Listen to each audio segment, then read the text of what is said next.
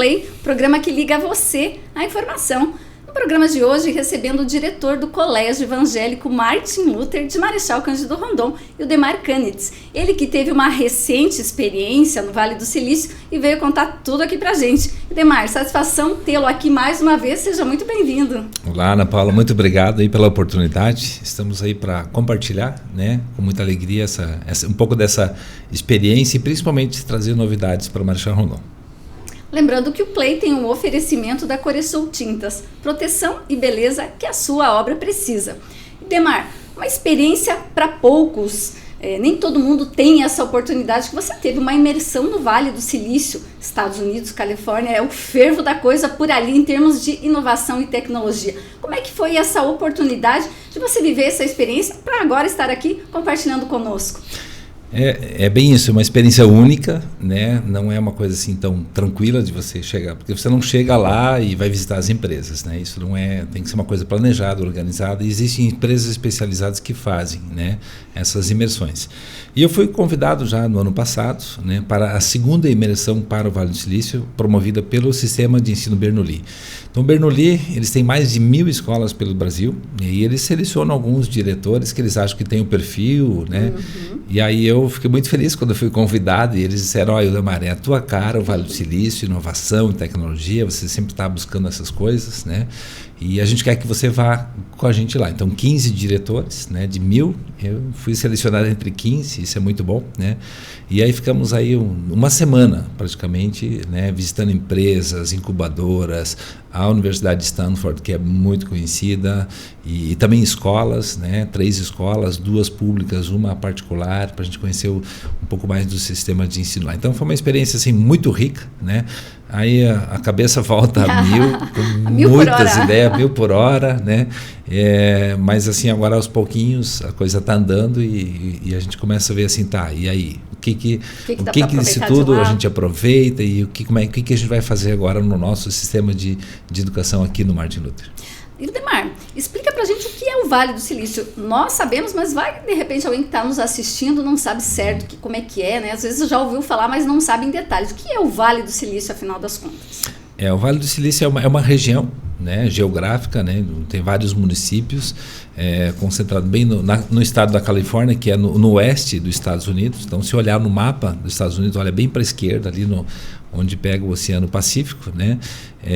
E ali tem o estado da Califórnia, né? E a cidade de São Francisco, que tem a famosa ponte, aquela, né, que aparece nos filmes, que a gente vê muito, né? E ali ao redor, outras cidades, é uma região metropolitana, né? E nessas outras cidades menores, o São Francisco e outras cidades menores, que é o Vale do Silício. Então, dá umas 10 cidades, mais ou menos, ali, que é uma região, né, onde se tem muito potencial humano em termos de startups, inovação, criatividade, tecnologia, né? Então, é essa região, essas cidades ali que tem esse nome, né, porque ali se concentram as maiores empresas do mundo em termos de capital, né, elas estão concentradas ali. E você conheceu todas lá, Google, Microsoft? Queria conhecer todas, mas não dá, muita coisa. Mas nós entramos na Microsoft, na Google, na NVIDIA, né? Então a Microsoft, essas 3, eu acho que são uma das maiores, né, que tem o maior valor de mercado no mundo, né? Queria ter entrado na Meta também, né, do Facebook, né, e do Instagram, mas lá a gente só conseguiu passar na frente. Porque assim, é uma semana e eles não têm muita agenda, né? Eles não abrem tanto assim. Mas enfim, mas para mim já foi o suficiente, né? Conhecer essas 3 gigantes aí, né? E além de outras, né? A Tesla está lá também, essa também só passamos na frente e fizemos uma experiência de andar de Tesla, né? Com o Cybertruck, que é aquele caminhonetão, aquele carro estranho, né, da Tesla, enfim. Então, viver um pouco, né, o que as pessoas vivem lá, né, sentir essa experiência foi algo assim maravilhoso, magnífico. E o Demar, ficou dentro do que você imaginava? A gente sabe que você já teve outras experiências fora do Brasil, vira e mexe você está conhecendo lugares diferentes, enfim, vivendo experiências diferentes. Ficou dentro do que você imaginava, o Vale do Silício? Te surpreendeu em que sentido? Eu vou dizer, não me surpreendeu, porque assim, eu me preparei para ir também, né? Eu não fui assim, agora eu vou para lá, né? Sim. Então, assim, nesse sentido, na verdade, assim, há tempos a gente vem acompanhando. Era um sonho conhecer o Vale do Silício. A gente vem acompanhando as empresas, o sistema educacional americano, né? Então, assim, não teve nada que a gente dissesse, uau, que novidade, né? Porque a gente, como eu já disse em outros momentos, assim, a gente está no caminho, né? Então, em termos de novidade. Agora, estar lá, Ana, sentir a coisa é diferente. É diferente do que você só acompanhar lendo, vendo vídeos, documentários, né? Então, viver, né, de perto que as pessoas estão vendo. Isso foi, sim, diferente. A experiência, a sensação, e isso marca bastante. Então, a novidade ficou muito mais por conta disso, né? Então, conhecer as empresas, né? Isso foi a empresa que mais deu espaço para a gente entrar e circular e fazer bastante perguntas e ter contato com diretores lá foi a Microsoft, né? Ela abriu. Google, nem tanto. A gente teve um espaço, entramos lá, né? Então tem um brasileiro que trabalha lá dentro, né? É um engenheiro, né? Trabalha lá dentro, nos abriu, mostrou algumas coisas, né? Mas a Microsoft, assim, foi fascinante. Abriram muita coisa, espaço para perguntas, né? Eu tinha uma curiosidade, por exemplo, sobre computação quântica, né? Que é uma coisa que se fala bastante, e o quanto eles estão avançados, né? Obviamente, ele deu uma resposta muito curta. Ele falou assim, estamos bastante avançados, ponto. Eles não podem falar, né? Então, ainda mais nessas coisas que estão surgindo, as novidades, né? E a computação quântica, quando se aliar com a inteligência artificial, cara, nós vamos ver uma outra revolução. Se a inteligência artificial agora já está sendo uma grande revolução, né? Imagino quando vier a computação quântica, porque daí as coisas vão ser processadas num outro nível, né? De rapidez, enfim, e de potencial também. Então, assim, e nesse sentido foi muito bacana, porque as portas estavam abertas e foi bastante interativo. Não era só uma exposição, uma palestra. Como era um grupo pequeno, e eles nem querem grupos grandes, né? Então, tinha 20 pessoas, né? 15, 16 diretores, mais uma equipe do Bernoulli mesmo, né? Então, foi muito bacana poder entrar nessas empresas, né? E principalmente, assim, no final, né? Então, né? Poder fazer a pergunta assim, o que vocês, empresas, Microsoft, Google, NVIDIA, né? O que vocês esperam da educação? No mundo, nem é só lá, ou no Brasil, né? Isso foi muito legal, né? E aí eu vou dizer assim, surpreende um pouco, né? Nem tanto, porque eu já sabia assim, eles não esperam mais pessoas com muito conhecimento técnico. Não é mais o perfil. Olha só. Né?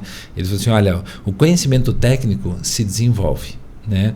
Agora, o que nós precisamos é gente empreendedora, gente criativa, pessoas que são apaixonadas pelo que fazem, né? Que querem coisas diferentes, que vão atrás, que, sabe, e não fica só obedecendo ordem, vamos dizer assim. Então, esse perfil de profissional é o que lá se quer, se espera, né, para trabalhar nessas grandes empresas. E é o que a gente vê aqui também no Brasil, né, em todos os lugares, né? Ainda mais com inteligência artificial. O conhecimento técnico, você resolve em 1 ano, 2 anos, ou às vezes até menos, né? Agora, o perfil da pessoa, alguém criativo, alguém que sabe trabalhar em equipe, alguém que sabe liderar, isso é mais complicado de achar, né? E por isso que eu digo assim, para nós não foi uma grande novidade, porque o Martin Luther já está nesse caminho, nós já estamos fazendo isso. Por exemplo, né, segunda série do ensino médio é um mini Empretec que a gente tem lá dentro da escola, né? Os alunos aprendem a montar uma empresa, a resolver problema de equipe, eles têm que se virar, eles têm que criar um produto, então eles exercitam muito isso, né? E isso agora, daí aluno é aluno, né? Daí eles reclamam, pois vai dar trabalho, dá trabalho, mas depois eles vêm agradecer, né? Já tem alunos hoje que já me disseram, né? Olha, aquela experiência lá dentro hoje faz muita diferença eu dentro da minha empresa, né? Então tem um ex-aluno, posso citar o nome aqui, o Kepler, né? Tem uma empresa que ele é sócio, né? Tem 20 e poucos funcionários, se não me engano, ele falou assim, a Cismetro, né? Ele mesmo falou assim, espontaneamente, no ano passado encontrei ele num evento, e ele falou, olha, diretor, aquela experiência lá no Martin Luther, isso vale muito hoje para a minha empresa. Ele falou assim, né? A faculdade foi importante e tal, mas muito do que eu vivo hoje é o que eu aprendi lá, né? Aquela sementinha que foi plantada, isso, né, Edmar? Porque não é só largar conteúdos, tá? Para nós é até mais fácil, viu, Ana? Da aula é só jogar conteúdo e fazer o aluno reproduzir, é mais fácil, né, do que o que a gente faz, né? Claro, a gente também tem aula expositiva, né? Sim, isso também, mas também tem vários momentos onde os alunos experimentam coisas, né? Então esse projeto que eu estou citando aqui da segunda série no ensino médio, que eles montam empresa, tem que produzir um produto, eles têm que comercializar, tem que ser um produto atraente, eles concorrem entre si, porque eles têm que vender, normalmente é lanche, né? Eles vendem para os outros alunos, né? E tem que produzir, comercializar né, no dia, né? E depois tem o retorno financeiro também, paga os impostos, só que o imposto não é para a prefeitura nem para o governo, vai para entidades assistenciais, não a PAI, né, o lar de idosos, eles destinam aquilo que seria para o governo, manda para lá, e no final eles ficam com lucro. A minha filha, 2 anos atrás, no grupo dela, eles mostraram R$620 no final, né? É o lucro do trabalho deles, né? Então, essa não é nem pelo dinheiro, tá? Mas assim, essa experiência, Ana, né? Isso tem um valor, né, que eles só vão saber dimensionar lá na frente. Agora reclamam, né? Sim, mas é adolescente, coisa, né? Coisa normal de adolescente. Né? Mas eles fazem, eles reclamam, mas fazem. A gente desafia, mostra que é importante. Quando eles estão fazendo, estão se empolgando e fazendo, tem que montar barraca e fazer tudo. E assim, estou citando um exemplo, mas tem vários outros projetos, né? Tem um projeto Decolar, que são jogos de raciocínio lógico, jogos de tabuleiro, né? E não é no celular, é na mesa mesmo, né? Tem que trabalhar em equipe, né, para montar uma estratégia do jogo. Então não é assim, cada um vai lá e joga, às vezes é sozinho, às vezes é em dupla, às vezes é em quarteto, né? Então nós temos mais de 80 jogos dentro desse projeto que os alunos vão exercitando, né? E aí isso vai desenvolvendo raciocínio lógico e pensamento estratégico, que é o que vai fazer a diferença na vida. Né? Se o aluno tem isso, essas outras habilidades muito bem desenvolvidas, o conhecimento, o que aconteceu no dia tal, lá na Segunda Guerra Mundial, lá quando Hitler não sei o quê. Cara, isso inteligência artificial te dá. Pergunta, né? Que você não vai ter a resposta. Né? Por isso que se fala hoje muito nas empresas no Brasil, que é um jargão já assim, né? As pessoas são contratadas pela competência técnica e demitidas pela competência ou não competência das hard skills, das soft skills, né? Que são essas habilidades emocionais, de trabalhar em grupo, saber trabalhar com conflitos, né? Porque isso faz parte da vida, né?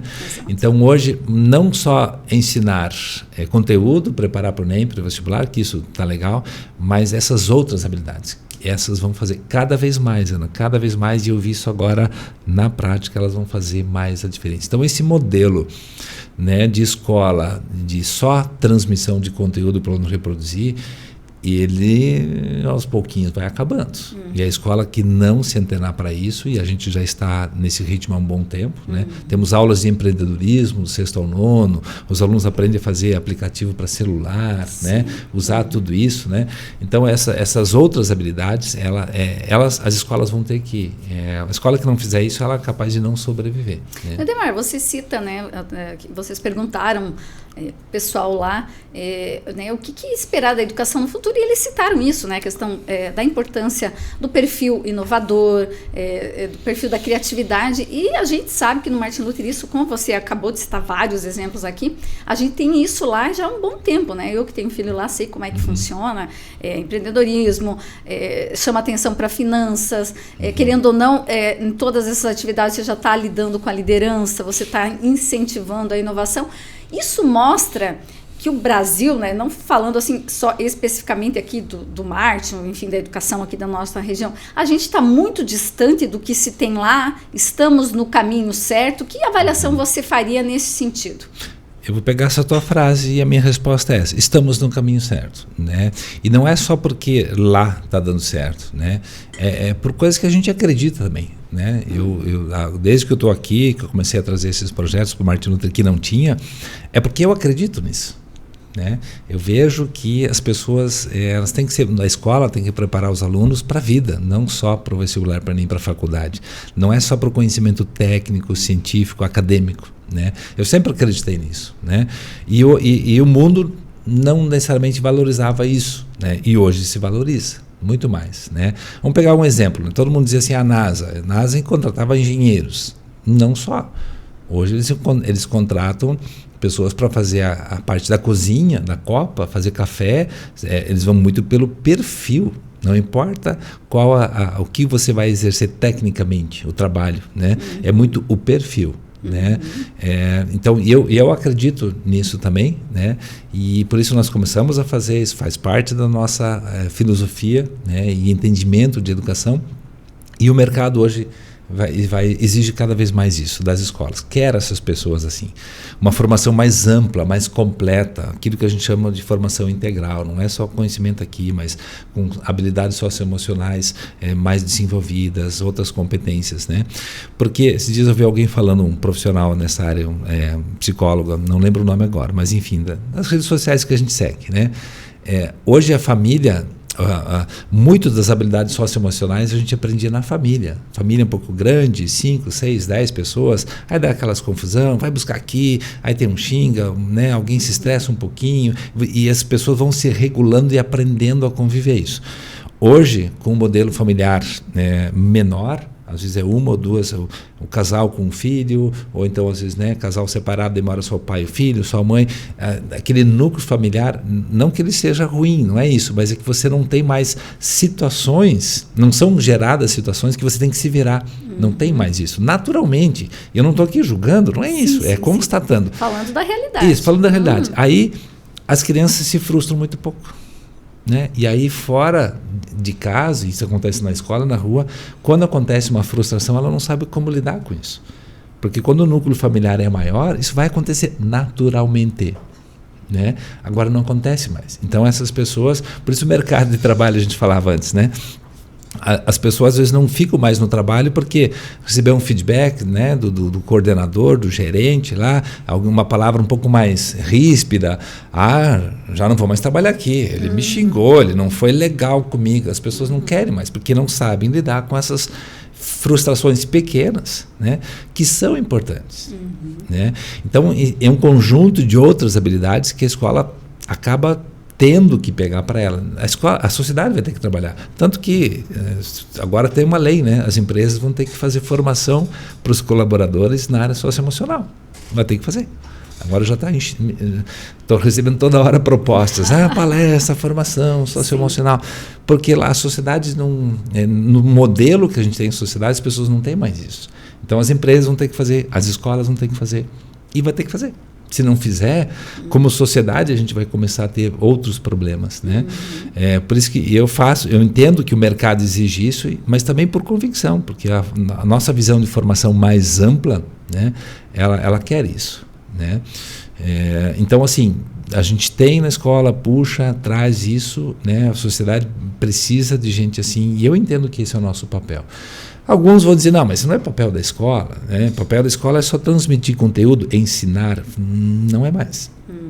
Não é mais. E o meu sonho, Ana Paula, né? Eu não sei assim dizer certo, mas se nós pudéssemos tirar metade de conteúdos, eu tiraria.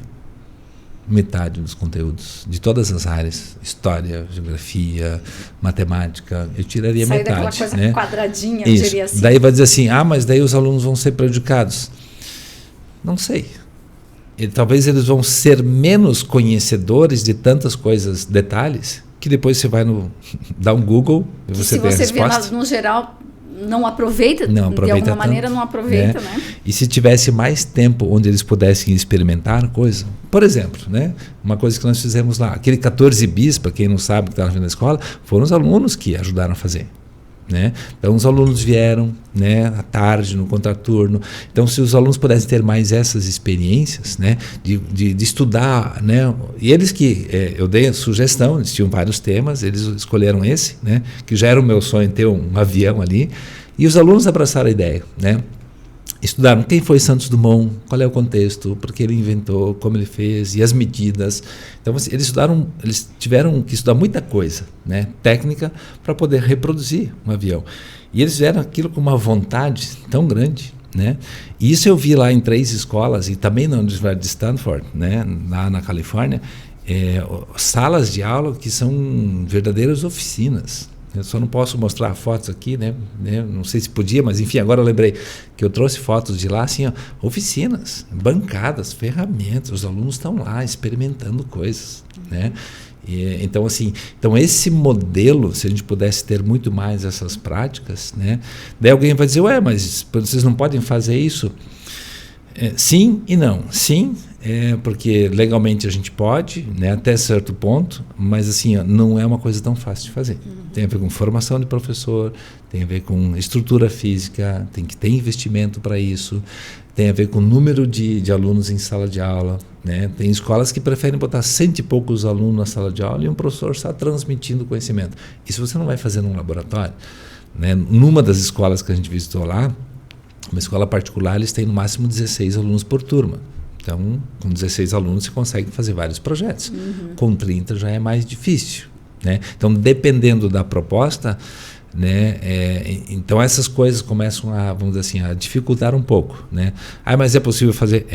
Mas é uma mudança, você tem que passar por uma mudança cultural, né? Até mesmo das famílias, né? Ano passado eu lembro, por exemplo, uma família que tirou 2 filhos da escola porque vocês perdem muito tempo com esse projeto de empreendedorismo, né? Tem que dar mais aula, conteúdo.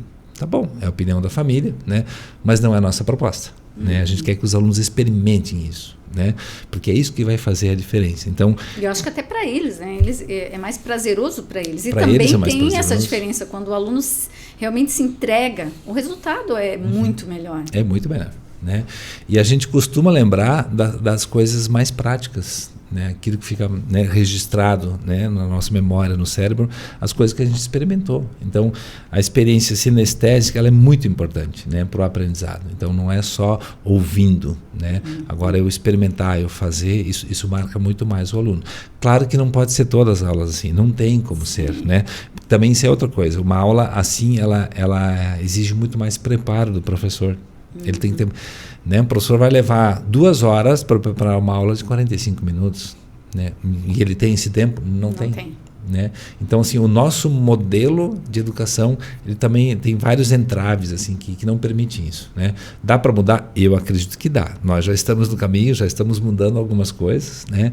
Só que a mudança ela é lenta, né? Ela é lenta, mas eu sempre digo, mas tem que começar.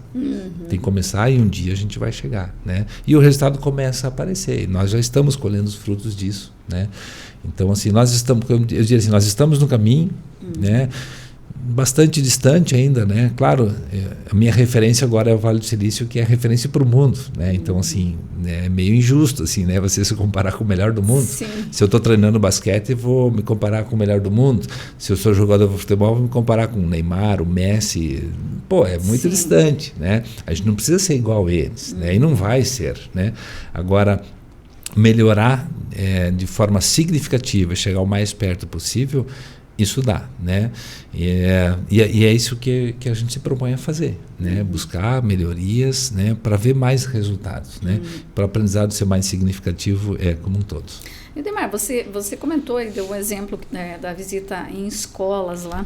Também visitou a Universidade de Stanford, na Califórnia. Como é que foi essa experiência? Também lá tem muita diferença o ensino superior do que nós temos aqui. O que te chamou a atenção?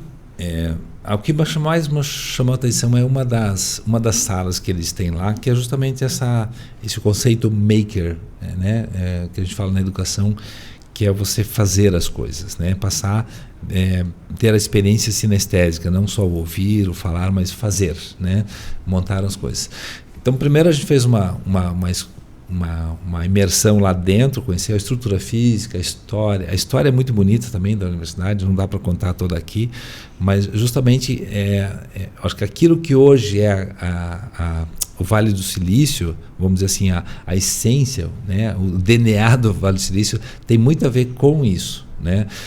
Por exemplo, a HP, né, que eu estava comentando, a HP ela surgiu, né, é a primeira startup do mundo, em 1939, surgiu lá dentro da Universidade de Stanford, né, com 2 alunos, né, que tinham umas ideias lá, com criar coisas na área de eletrônica, né?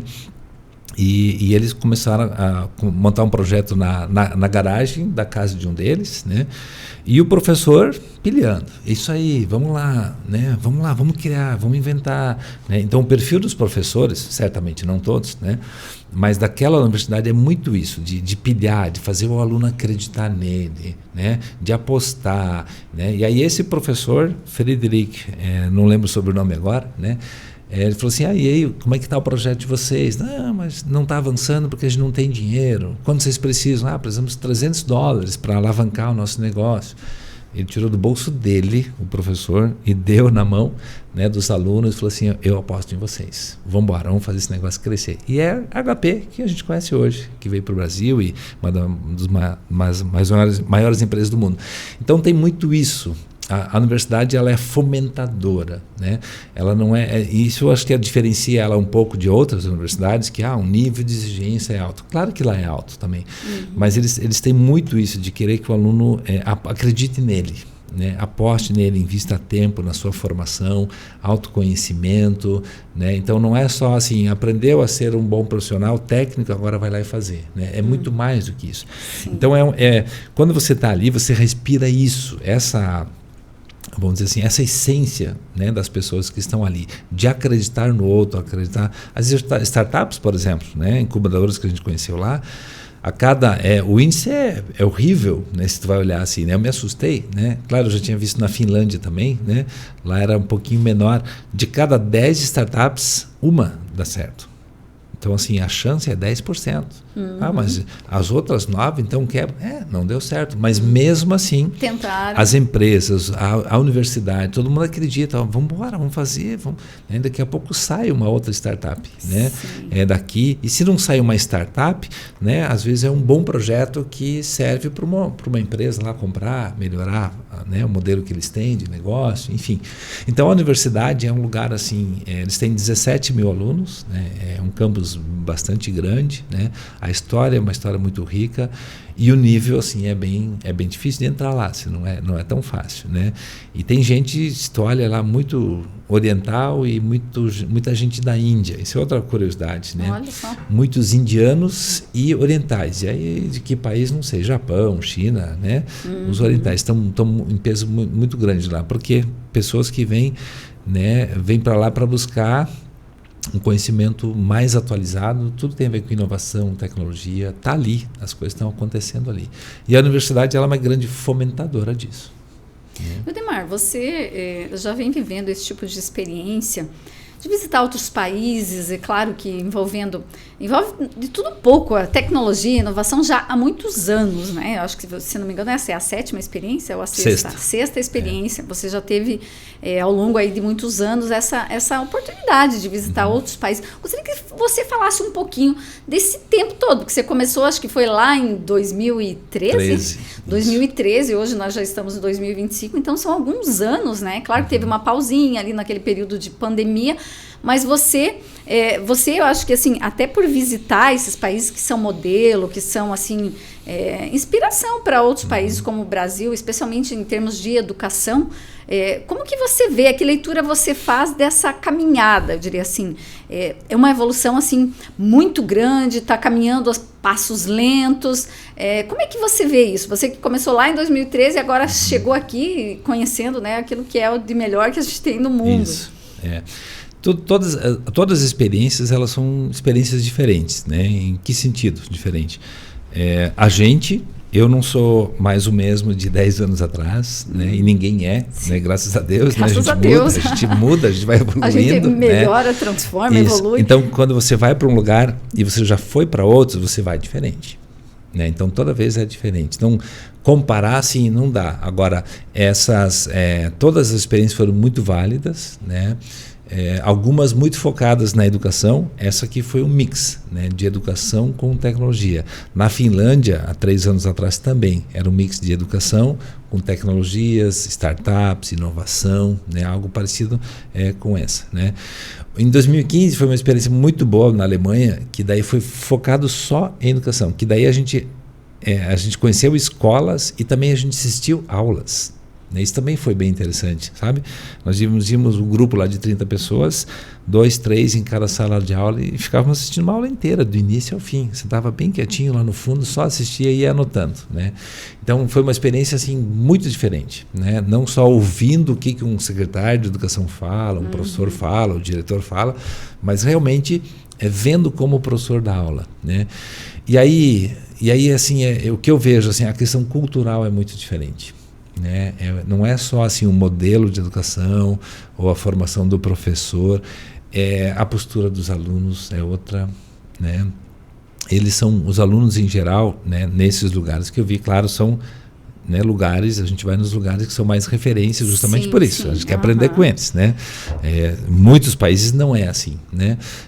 Mas a aula anda, as coisas andam, funcionam, né? Um professor entra na sala de aula, ele tem 45 minutos, ele já prepara a aula dividindo o tempo. Ele diz, gente, olha, agora vocês têm 5 minutos para fazer tal coisa. Os alunos fazem em 5 minutos. Aqui, dá mais 10 minutos, mas não sei o quê. Daí, sabe, os alunos, tudo eles querem retrucar, eles querem contestar. Daí o professor me deu muito pouco tempo, ele tem que entender. Lá não se discute muito com o professor. O professor é professor, se respeita, mas se o professor falou, tá falado. É isso aí, tá falado. Não tem. Aqui no Brasil, em vários países, os alunos querem retrucar. Ah, professor, mas seja mais flexível com a gente, coitadinhos, né? Olha como a gente sofre, né? Fica exigindo demais da gente. Então, assim, eles querem logo contestar. E é da cultura isso, né? É difícil ter uma escola no Brasil onde isso não aconteça, né? E a gente também tem isso, a gente também quer ouvir, quer o aluno mais participativo, né? Mas essa organização funciona diferente, que isso daí é cultural, né? Mas a escola não consegue mudar isso? Claro que consegue, né? Só que tudo não dá, né? Uma boa parte consegue evoluir, né? Mas no todo não dá. Então essas experiências diferentes, né? Uma das mais marcantes para mim foi na Alemanha, por conta de a gente poder assistir a aula. Finlândia, né? Porque além de ser um país referência em educação, tem um outro fator, né? Finlândia ainda hoje, de novo, né? Foi eleito o país mais feliz do mundo, né? É onde as pessoas são mais felizes. Uma particularidade. Né? Isso, que é uma característica bem interessante, né, desse país. E eles se orgulham disso. E eles dizem por quê, né? Tem todo um porquê por trás, explicam, né? E tem a ver com o processo de educação também, né? Então, assim, poder a gente ver essas coisas diferentes, né? E o Vale do Silício agora, então, assim, com outro foco, além de tecnologia, inovação, também essa questão das empresas mais ricas do mundo estarem ali, né, investindo nas pessoas, né? Uma das incubadoras ou impulsionadoras de startups que eu conheci, que é uma das maiores do mundo, que é Plug and Play, né, onde nasceu o Google, lá de dentro, né? Eles têm 32 empresas unicórnio, né, que é aquela empresa, porque a startup é o quê? É uma empresa que nasce e ela explode. Logo ela vai do 0 a 1000, né? Ou de 1 bilhão. Unicórnio é uma empresa que vale no mercado mais de 1 bilhão, né, de dólares, né? Essas são os unicórnios. Ali já saíram 32, só dessa uma. O Brasil inteiro hoje tem 22, menos do que, né, só naquela impulsionadora ali, que partiu dali, né? Então, já é diferente. Então, assim, nossa, essas grandes empresas. E é o que muita gente quer hoje, né? Quer montar um negócio e fazer ele explodir. Que tem que ter escalonamento, né? Então, montar uma empresa que não tem escala não vai ser. Então, isso não é startup. Então, é uma empresa diferente, né? Sim. Então, startups são essas empresas, ideias pequenas que elas vão explodir. Elas fazem algo tão revolucionário, tão inovador, né, que muda, né, o conceito da vida das pessoas. E uma coisa interessante, né, que, né, às vezes as pessoas acham que não, mas eu percebi, sem perguntar, muitas vezes a gente perguntava também, mas sem perguntar, quase todas as empresas eles fazem questão de dizer, olha, o nosso foco é o ser humano. Então, um dos temas que a gente discutiu muito, né, nessas empresas é a inteligência artificial, e eles sempre dizendo assim, quem está desenvolvendo a inteligência artificial, essas empresas, eles dizem, olha, o nosso foco é o ser humano. Não é para substituir o ser humano, é para a tecnologia, ela vem para complementar, né, ajudar o ser humano a organizar melhor sua vida, né? Isso é questionável, né? Eu sei que não é bem assim, né? Mas isso tranquiliza um pouco a gente, né? Porque você não vê aquelas pessoas assim, vamos fazer inteligência artificial, vamos criar a qualquer custo, de qualquer jeito. Não, tem muita responsabilidade por trás, né? E muito foco assim no ser humano, em pensar em trazer qualidade de vida para o ser humano. E aí aquela pergunta, né, que muitas pessoas fazem, e a gente também fez lá, mas e inteligência artificial vai substituir o ser humano? Né? Nós fizemos a experiência lá com uma empresa, o Waymo. Né? O Waymo é uma das empresas que tem o carro autônomo. né? Sabe aquele carro que anda sozinho, sem motorista? A Tesla tem o piloto automático, né? Que você aciona lá, se tira a mão, ele vai... Né? Quer dizer, hoje nem pode mais tirar a mão, tem que deixar na direção. Mas você não precisa, ele vai sozinho. Né? O Waymo você não precisa nem de motorista. A Tesla você precisa. Então é uma outra tecnologia, né? Então não tem mais taxista, não tem mais Uber, né? Tirou o emprego de todo mundo. Então isso é um pouco assim questionável, né? Porque se o Waymo se espalhar pelo mundo inteiro, todos os motoristas são dispensados, né? Então assim, claro, mas isso é uma coisa assim muito complexa de fazer, né? Em São Francisco, onde tem esse Waymo que ele circula, você chama pelo aplicativo, né? Ele vem sozinho, está andando sozinho na rua e vem, né? Aí você entra, eu entrei, sentei do lado do motorista, assim, era muito estranho, o carro andando não tinha motorista, né? Então assim, vai fazer a curva certo? Será que o sinal fechado? Será que ele vai parar? Tranquilo, a tecnologia, e porque foi muito estudado, muito treinado, né? Então assim, existe uma tendência, né, de a tecnologia, a inteligência artificial substituir muitas vagas do ser humano, né? Agora o que se fala também é que o ser humano ou profissional que não souber, né, no seu ramo profissional usar a inteligência artificial, esse vai ser substituído, né? Um ramo aí que é já existe inteligência artificial há muito mais anos, que é na área de direito, né? Watson, se eu não me engano, é o computador ou a inteligência artificial, que já tem muitos processos ali, né? Então, o advogado que usa o Watson, né, ou que não usa, ele ganha muito mais tempo. Hoje, um advogado normal, sei lá, para montar um processo leva uma semana, com inteligência artificial ele faz em 2 horas, 3 horas, talvez. Né? Então, vai substituir o advogado? Não vai substituir. Agora, o advogado que não usa vai ser substituído, né, pelo que usa. Né? E isso aí eu vejo, assim, né, a gente ouve assim, em quase todas as áreas. Né? Quem usar a inteligência artificial a favor de si, tanto pessoalmente como profissionalmente, esse vai se diferenciar. Né, em várias áreas. Né? Então, a internet foi uma grande revolução. E hoje já se fala que uma segunda grande revolução é a inteligência artificial. Eu acho que as pessoas, nem eu, né, a gente não se deu conta ainda tudo que vem pela frente por conta da inteligência artificial. Agora a gente está acompanhando, né? Então a DeepSeek, né, a chinesa, largou uma nova inteligência artificial muito melhor, né? A Nvidia, que é uma das empresas que produz os chips, então caiu as ações, então dá essa oscilação no mercado. E nós perguntamos lá, isso não nos preocupa. Na sequência o Google já soltou o Gemini 2.0, agora vi hoje por acaso, né? A Meta já está com uma nova inteligência artificial no sentido assim, de botar DeepSeek no bolso, né? Então assim, isso vai. E aí tem 4, 5 grandes gigantes nessa área, né? Uma vai engolindo a outra no sentido, opa, botei um pé na frente. É uma corrida, né? Assim como existia a corrida espacial, hoje tem a corrida pela inteligência artificial, né? E quem tiver antenado a isso, conseguir, né, vamos dizer assim, acompanhar isso e se valer disso para o bem da sociedade, então não tem problema. Né? Aí a grande questão é os computadores futuros, aqueles que vão pensar, né? Porque hoje o computador ele só reproduz o que a gente coloca. Né? Agora, tem computador que pensa, a tendência é essa. E aí eu acho que nós vamos ter, como sociedade, nós vamos ter um problema muito grande. Né? Eu não sou especialista da área para inteligência artificial, mas eu busco aquilo que tem a ver com a educação, né? Para a gente... Eu vejo assim, apesar disso, nós temos que preparar os alunos. Os alunos têm que experimentar, fazer, né? Só que não existe muita ferramenta, né? A gente tem que aprender atrás e buscar, né? Não tem um material sobre isso, não vem nada pronto, porque é tudo muito novo, né? Faz 2, 3 anos que explodiu o ChatGPT, a inteligência artificial já existe há muitos anos, né? Mas explodiu com o surgimento do ChatGPT.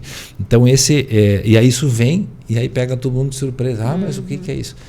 E agora como fazer? E é uma coisa totalmente nova. Então montar um prompt, né? Para quem não sabe, o prompt é aquele comando que você dá lá para o computador. Olha, eu quero uma imagem assim, eu quero um texto tal, né? Então saber escrever isso exige muita coisa, não é pegar ali e escrever qualquer frase. Porque se você escrever o básico, você vai ter só o básico. Para extrair o melhor, você tem que ter, né? Tem que saber como, tem que saber, né? Esse que é o X da questão. A questão é como perguntar, o que perguntar e como perguntar, né? Porque você tem que fazer a máquina pensar, né? Não só reproduzir. Eu quero algo assim, considerando isso, na época tal, a partir dos conceitos, né? Sei lá, de um filósofo X. Né? Opa, isso já muda muita coisa. Então você veja, também não é muito fácil. Quem está à frente também tem que, né? Eu quero uma perspectiva newtoniana de não sei o quê, lá da criação do mundo. Hã? Como assim? Eu tenho que saber quem é Newton, eu tenho que saber que existem outras perspectivas, né? Então, assim, quanto mais detalhes, melhor, mais específico você tem. Então, tem que ter um conhecimento, né, para fazer boas perguntas, né? Senão também um jornalista, né, para fazer boas perguntas, ele tem que ter o conhecimento mais vasto possível, né? Então não é assim, eu saio, faço uma pergunta lá, o que você achou disso? Né? Não é assim, né? Então, assim, é mais ou menos isso. Desculpa comparar assim, mas é isso, Ana. A função do jornalista é essa, estar antenado o máximo possível e fazer boas perguntas, né? Ele tem que saber que pode vir respostas diferentes. Então, a pergunta tem que ser muito bem direcionada, né?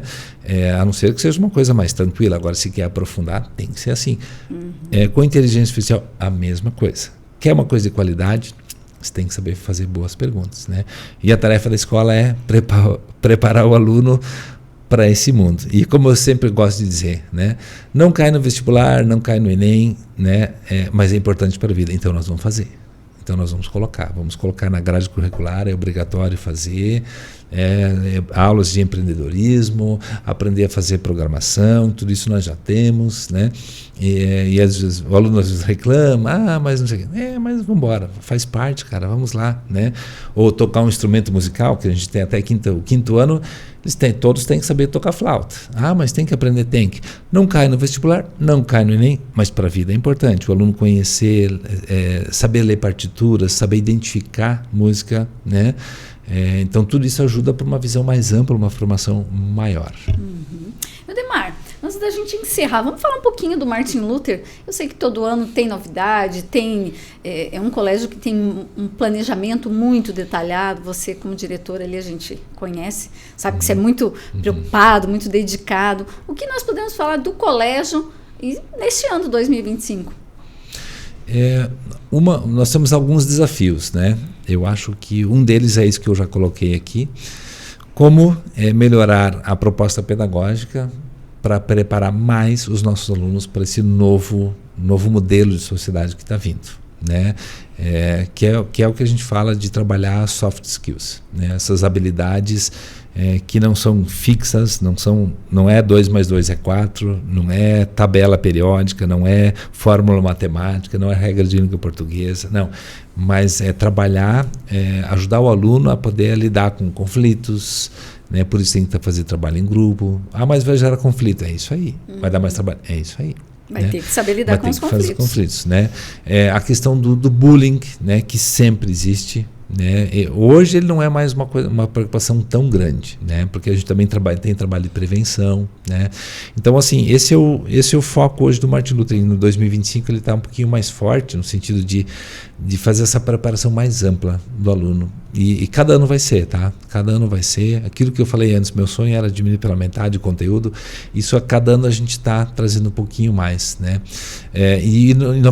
2025 não está sendo um ano assim no sentido de ter um grande projeto, né? Porque uma época eu tinha assim, não, esse ano vai ter esse projeto, esse vai ser o grande projeto inovador, né? Agora, não adianta só também ficar colocando um monte de projetos novos, né? Se quando colocados eles não são bem absorvidos. Então, 25 também está sendo um ano assim, de consolidar um pouco mais aquilo que já tem. Então, se tu olhar pedagogicamente, não tem nenhum grande projeto. Porque a gente entendeu, não que a gente não tenha ideias, tá? Ideias tem para muito, se deixar vai, né? Porque eu saio inventando. E às vezes eu digo para a equipe, gente, vocês me seguram. Porque às vezes eu não me controlo, né? As ideias vêm, podemos fazer isso aqui diferente. E o pessoal, calma, diretor, vamos terminar isso aqui primeiro. Vamos fazer bem feito isso aqui. Então, na verdade, já no ano passado, e esse ano está um ano assim de sedimentar melhor, né, os projetos que eu tenho. Porque nenhum projeto você coloca, ele já está saindo andando. Sim. Não. Ele tem que ser monitorado, ser acompanhado, você tem que ter uma equipe, porque é uma mudança, é uma inovação, muda a cultura do professor, de todo mundo, né?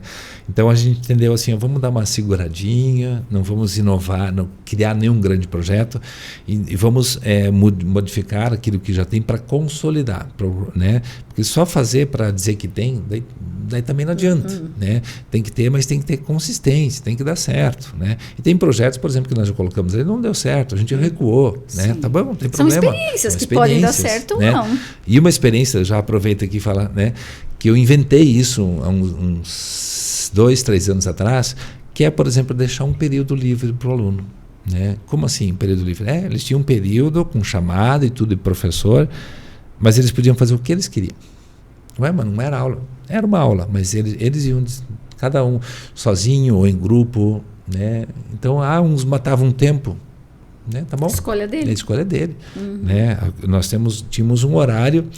Enfim, não deu muito certo. Também acho que a escola a gente não estava preparado para isso, porque é uma coisa nova, né? Sim. Como assim vai deixar o aluno todo? Vocês vão perder tempo, né? Então também não é isso, né? Mas é aquilo que, não lembro agora, um pensador italiano, muitos anos atrás eu li, falava do ócio criativo, né? Então o ócio, que é o tempo ocioso, mas é um tempo de muita criação, né? Então eu queria botar em prática isso na escola, nunca vi, né? E daí não deu muito certo naquele ano, a gente abortou a ideia. Eu sempre dizia assim, deixa em stand-by, né? O que aconteceu? Fui para os Estados Unidos agora, visitar uma escola, eles têm isso todos os dias. A grade curricular é de 7 horas, né? E os alunos fazem 6. Todo dia, naquela escola. Todo dia eles têm um período de 45 minutos para ficar à toa, fazer o que eles quiserem, né? Daí eu vi lá, claro, daí as escolas lá, né, onde a mensalidade é de $5.000, tá? Nossa. Daí eu vi um espaço lá, tinha um piano lá num canto, tinha um aluno tocando piano, estava tendo aula, não, ele estava ali tocando piano, ensaiando, né, a partir das aulas, uns quantos lá num sofá lendo, não era aula, eles estavam fora, né, eles não tinham aula naquele momento, é um momento para... E todo dia, perguntei, mas isso não é uma vez por semana? Não, todo dia. Todo dia eles têm. E cada um faz o que quer. Tem liberdade. E eu gosto, Ana, desse conceito. Né? Dar mais liberdade e desenvolver mais responsabilidade. Eu gosto muito desse conceito. Né? Mas ele é difícil. Ele não é difícil, não é todos que entendem. Os alunos, é uma questão cultural, as famílias não estão preparadas para isso.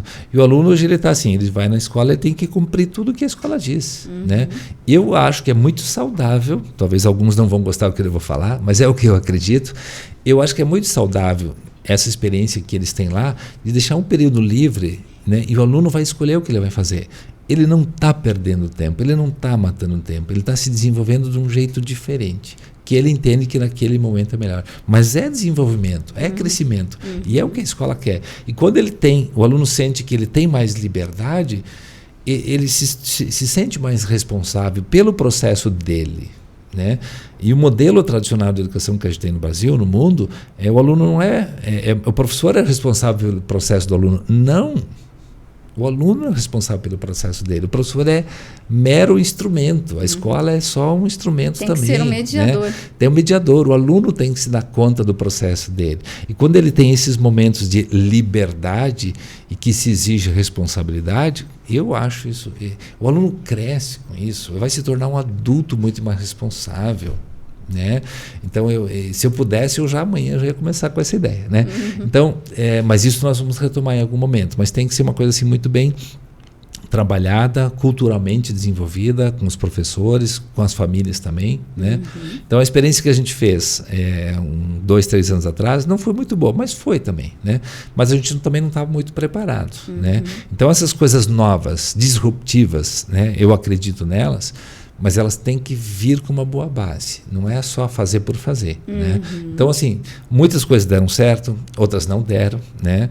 Aquilo que não deu, então vamos lá, é como as startups. Né?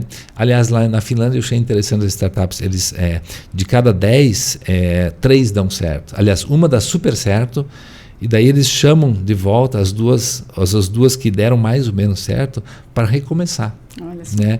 Então, isso eu acho interessante. Então, trabalha em cima do erro. Né? O Steve Jobs não foi assim? Errou 500 vezes, mas está aí a Apple, a máquina que é isso. Né? Errou muitas vezes, mas também depois acertou. Então as pessoas acham que o erro é um sinônimo de fracasso. Não, às vezes o erro, né, ele é só um meio para eu chegar, é um ponto de partida. E tem que recomeçar de novo, recomeça. Né? Não dá tanta ênfase para o erro. Tem muita empresa no Brasil que as pessoas vão lá, montam uma empresa e não deu certo. Aí desiste. Não, é a hora, bem a hora que você tem que recomeçar de novo com a mesma ideia, só que faz de um jeito diferente, né? Então, culturalmente, nós brasileiros desistimos mais, né? E eles não. E lá, né, nos Estados Unidos, enfim, eu vi isso, eles acreditam, mas não, retoma, vamos lá, vem cá, volta, né? Então, assim, tua pergunta é sobre o Martin Luther nesse ano, né?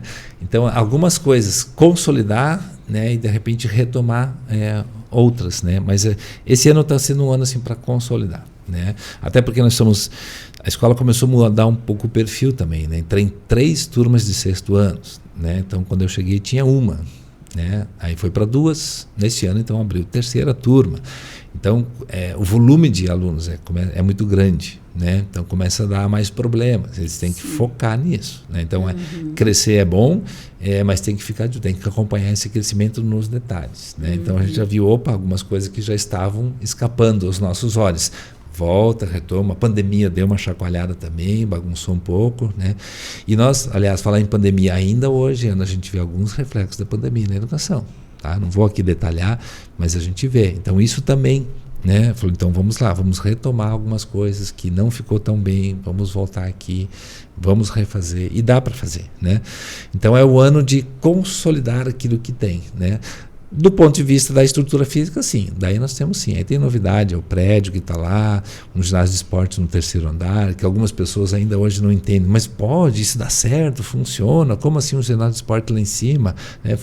Funciona sim. Tem tecnologia para isso, né? Investimento da escola, né? Então o prédio está lá, as salas de aulas acontecendo, né? Não está concluído, né, porque é caro, né, o valor é bastante alto, né, e agora por uns 3, 4 anos a gente tem uma dívida grande para pagar aquilo que está lá, mas já está lá, já estamos usando, né. Então o fato de a gente conseguir pagar já é uma grande coisa, né? Então a novidade está muito mais por conta da estrutura física.